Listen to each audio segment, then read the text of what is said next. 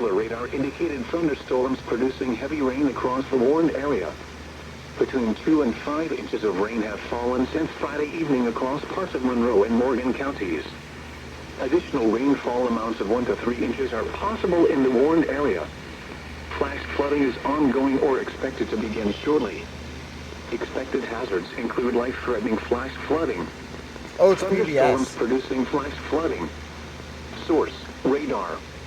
The following impacts are expected: life-threatening flash flooding of creeks and streams, urban areas, highways, streets, and underpasses.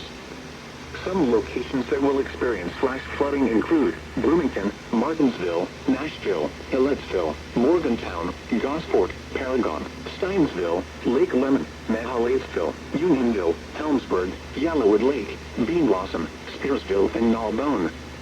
Turn around. Don't drown when encountering flooded roads. Most flood deaths occur in vehicles. Be especially cautious at night when it is harder to recognize the dangers of flooding. In hilly terrain, there are hundreds of low water crossings which are potentially dangerous in heavy rain. Do not attempt to cross flooded roads. Find an alternate route.